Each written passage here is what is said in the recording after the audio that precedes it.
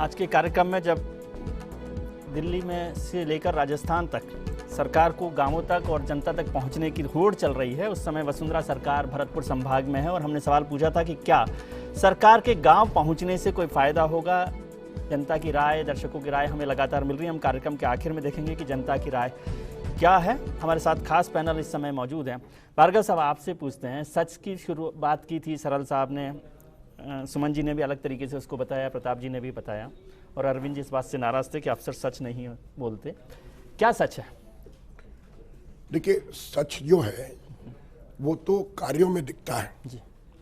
आप कहते क्या हैं, इससे आपकी इच्छा या आपके काम प्रकट नहीं होते। आप करते क्या हैं, आपके निर्णय क्या करने के लिए भी तो कहना जरूरी है। देखिए, कहना नहीं, बोलना जरूरी है जी। मैं कहता हूं कि जो घोषणा पत्र होते हैं, हाँ। ये एक परफेक्ट माध्यम है, लेकिन उनके क्रियान्वयन की योजनाएं बनती नहीं है। अब सुप्रीम कोर्ट भी कह रहा है कि आप घोषणाएं जो कर रहे हैं उनके लिए फंड्स कहां से लाएंगे और उसकी समय सीमाएं क्या होंगी, ये बताइए। यानी उनको भी शक है पॉलिटिशियंस पर एट लार्ज कि वो सच नहीं बोलते हैं, बुलावा देकर जनता को वोट ले लेते हैं, इस प्रकार की गिमिक करते हैं और उसके बाद में गायब हो जाते हैं। तो गायब ना हो, इसका कोई मैकेनिज्म बनना चाहिए और ये बात प्रकट में आनी चाहिए कि हाँ, वास्तव में जनता के हित में सरकार काम कर रही है और एक प्रोग्रेसिव है। अरविंद जी, आपको नहीं लगता कि हम लोग समझते थे कि सरकार जो है अफसर ही चलाते हैं अक्सर, क्योंकि पॉलिटिकल लीडर तो बदलते रहते हैं, लीडरशिप बदलती रहती है और जो असली सरकार है वो अफसर चलाते हैं, और इसीलिए शायद आम आदमी अफसर से परेशान रहता है या अफसर से खुश होता है। तो क्या सच है कि आप सिर्फ नेताओं की तरफ देखकर ही काम करते हैं, अफसर जो है? मैं पुनः कहूँगा, सारे अफसर तो नहीं, पर ज़्यादातर जो है, चूंकि लीडरशिप नेता देता है, ज़्यादातर जैसे सरकार की नीयत जैसी होती है वो नीयत नीचे तक आती है, और जैसी नीयत होगी, ऊपर अगर पैसा चल रहा है विभाग में तो नीचे तक पैसा चलेगा। मैंने सोचा नीचे से ऊपर भेजते हो आप पैसा। नहीं भेजते नहीं, हाँ सही है, सही है, पैसा इकट्ठा नीचे से होता है पर इशारा ऊपर का होता है। नीचे नहीं आता, नीचे से ऊपर। ऐसा है कि कई चीजें सुनने में बड़ी अच्छी लगती है। प्रताप जी भी ऐसे, अब प्रताप जी को मैं पूछ लूं कि आपके में टिकट लेने के लिए आप नहीं भेजते क्या जी? यह आदमी भारत का खराब है, आप अफसर को क्यों पकड़ो जी? या एक को पकड़ो, मिट्टी में गड़बड़ है, मिट्टी गड़बड़ है, इस मिट्टी में सब जगह अच्छे हैं। एक नया सच अरविंद जी ने दिया कि मिट्टी में गड़बड़ है। हमारे साथ जयपुर से एलसी जैन साहब जुड़ रहे हैं। जैन साहब, आप क्या कहना चाहते हैं? नमस्कार तिवारी साहब, त्रिपाठी साहब जो है, मैं तो एक वो दर्द जिसमें कि इन लोगों ने किसी ने भी नहीं छुआ है। सही, अब ये जन सुनवाई करते हैं, लोग बाग इनके पास पहुंच जाते हैं, लेकिन गवर्नमेंट का जो सबसे इम्पोर्टेंट हिस्सा जो पेंशनर है, जिन्होंने अपनी जिंदगी पेंशन जो है सरकार की सेवा में गुजार दी, उनका वो बेचारा मेरे जैसा 70 साल का आदमी इनके पास नहीं पहुंच सकता।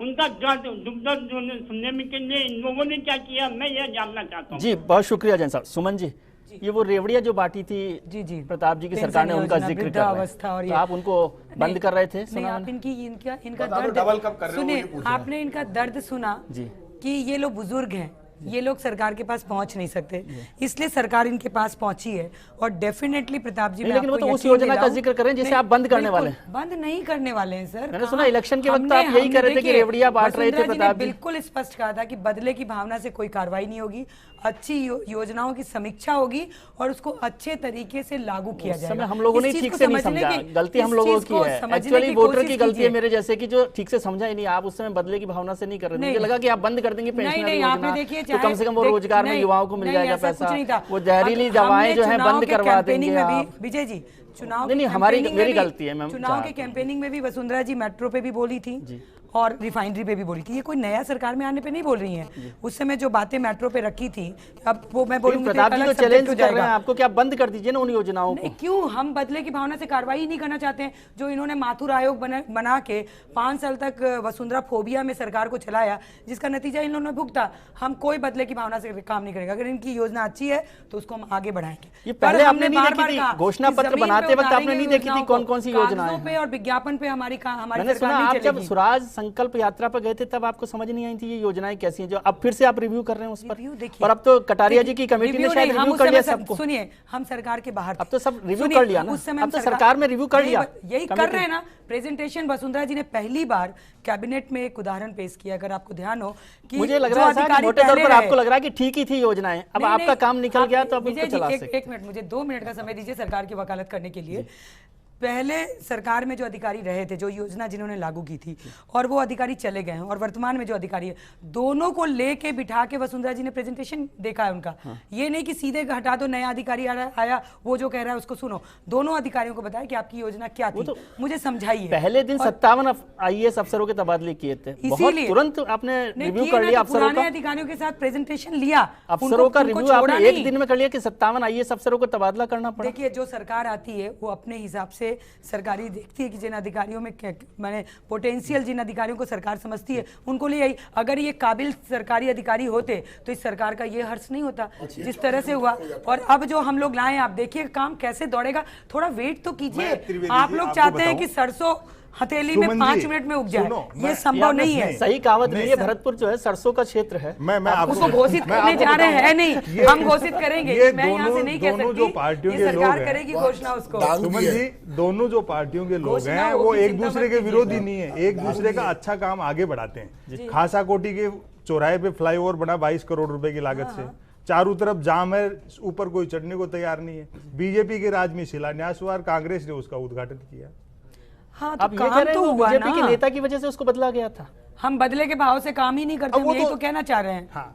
हमारा जनता के विकास हमारे हमारा मेरे वरिष्ठ सहयोगी हैं गोवर्धन जी, अभी जो वसुंधरा जी की जो सरकार है वो भरतपुर में है, तो हमारे गोवर्धन जी वरिष्ठ संवाददाता हैं, वरिष्ठ सहयोगी हैं मेरे, उन्होंने सचिवालय का जायजा लिया था कि सचिवालय में क्या हो रहा है, क्योंकि बहुत सारी सरकार तो सचिवालय में भी बैठती हैं।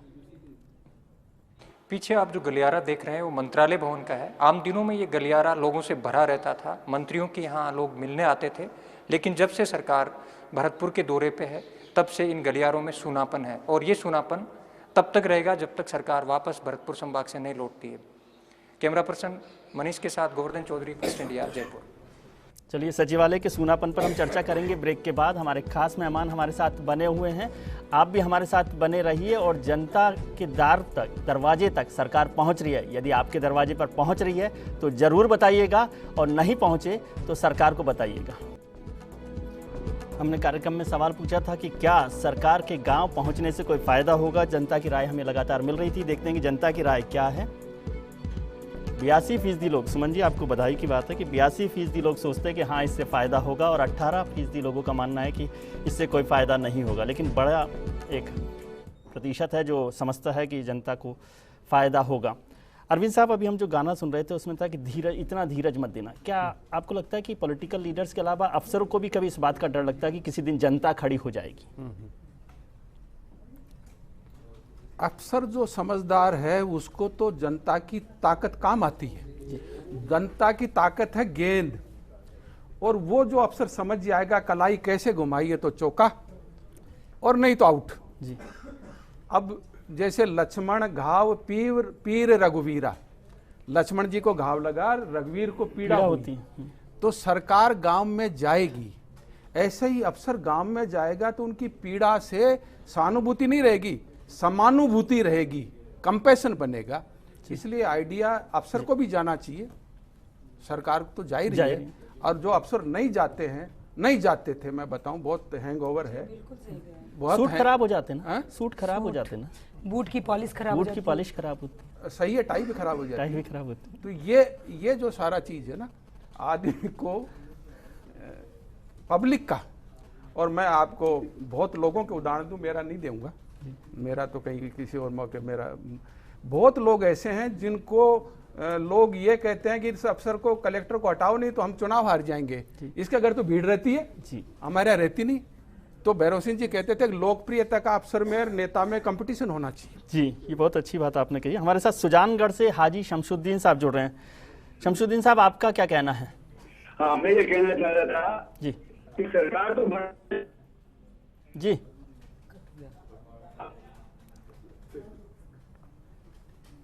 शायद फोन कट गया है। सरल साहब छोटी सी बात आपसे करना है क्योंकि सेगमेंट खत्म हो रहा है हमारा। जैसे अरविंद साहब ने कहा कि पॉलिटिकल लीडर और अफसर में कंपटीशन होना चाहिए, आपके यहाँ दिल्ली की सरकार में शायद यही हो रहा है। देखो, अफसर सारे खराब नहीं हैं, अच्छे लोग भी हैं, लेकिन वो अपनी नीतियों की क्रियान्विति किस ढंग से सरकार में आते ही ये पहचान कैसे हो जाती है कि अफसर सारे खराब नहीं होते? विपक्ष में बैठते हैं तो सारे अफसर खराब लगते हैं, सबके ये खिलाफ तो धरना खैर देते जो विपक्ष में बैठे हैं या जो सरकार चला रहे हैं यहाँ वो इस बात का जवाब ज्यादा देंगे। लेकिन मैं तो एक बात कहता हूँ कि 60-65 साल में आजादी के बाद में ये सवाल ही क्यों उठना चाहिए था कि सरकार किसी के यहाँ जा रही है कि आपका काम बताओ, लोग कह रहे हैं वो नहीं हुआ, लेकिन किसी दिन शुरुआत हो तब भी ठीक है, किसी दिन शुरुआत हो। सुनील जी, आपको देर कर दी इन लोगों ने। सुनील जी क्या लगता है आपको, ये क्या मेंटलिटी है कि जैसे ही हम सरकार में बैठते हैं कुछ अफसर ठीक लगने लगते हैं? देखिए, हर सरकार को अपनी नीति बनाने के लिए जो इनपुट चाहिए वो ठीक ठीक इनपुट आए, इसके लिए ऐसे अफसर चाहिए जिन पे विश्वास हो और उसकी क्रियान्विति भी फिर ठीक ढंग से हो जाए। तो इसलिए ये तो ठीक है कि अफसर चयनित होगा तो काम इफेक्टिव होगा और ठीक अच्छा होगा, क्योंकि कम्युनिकेशन के चैनल वही है जी। चाहे सूचना आनी है या कार्यक्रम जाना है या क्रियान्वयन होना है। तो अब ये बात तो एक रही, लेकिन जिस तरह से अफसरों को लगातार बांटा जाता है, चाहे जाति के आधार पर, चाहे क्षेत्र के आधार पर या पर्सनल लाइकिंग डिसलाइकिंग के आधार पर, मैं समझता हूं उस पर पुनर्विचार होना चाहिए, उसमें शुद्धिकरण की आवश्यकता है। प्रताप जी, आपको लगता है कि ये सरकार जो आपकी थी वो इसलिए हारी कि आपने अफसरों का चयन ठीक से नहीं किया, ठीक अफसर नहीं चुने, या अफसरों पर घुड़सवार ठीक नहीं था?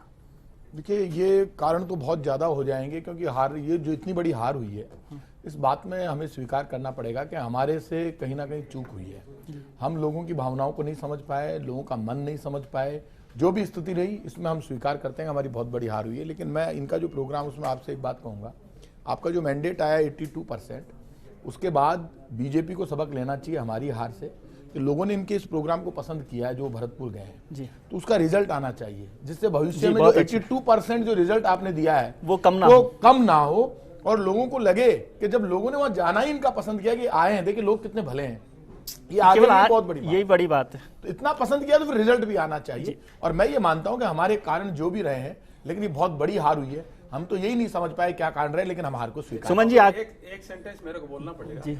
प्रताप जी का मैंने एक इंटरव्यू सुना था टीवी पर, ये तो चुनाव से 6 महीने या 4 महीने पहले कह रहे थे कि ये काम हम कर रहे हैं, ये हम हारेंगे, ये कह रहे थे, जबकि सबसे ज्यादा जीत की वो कह रहे इतनी बड़ी हार हुई है उसकी बात कर रहे हैं। सुमन जी, आखिरी बात आपसे पूछ रहे हैं, बहुत कम वक्त बचा है, कि ये जो मैंडेट मिला 82% यहाँ भी और विधानसभा में भी आपको उतना ही मैंडेट मिला है, ये जनता के पास जाएंगे, आप ये कहेंगे ये कार्यक्रम तो चलता रहेगा, लेकिन मैं सोचता हूँ कि साल 2 साल बाद इसकी जरूरत ना पड़े, क्या ऐसी व्यवस्था आप करेंगे? असली बात तो वो है, क्योंकि हर दिन तो ये पॉसिबल नहीं होगा, मुझे पता है। नहीं विजय जी, व्यवस्था ऐसी देंगे, इसीलिए शुरुआत की गई है। वो जो लापरवाह अफसर, देखिए काम तो अफसर को ही करना है, मॉनिटरिंग हम जनप्रतिनिधि हमारे मिनिस्टर करेंगे। इसीलिए वसुंधरा जी ने शुरुआत की कि मैं चैरिटी बिगिंस होम, मैं क्यों नहीं जाऊं, तब मैं अपने अधिकारियों पे अंकुश लगाऊं। अगर मैं कुछ नहीं करूंगी तो मेरे अधिकारी क्या करेंगे? तो ये एक मैसेज देने की कोशिश की गई। मुझे वो 18% की भी चिंता है, हम लोग 100% रिजल्ट देना चाहते हैं, 82 से भी प्रसन्न नहीं है।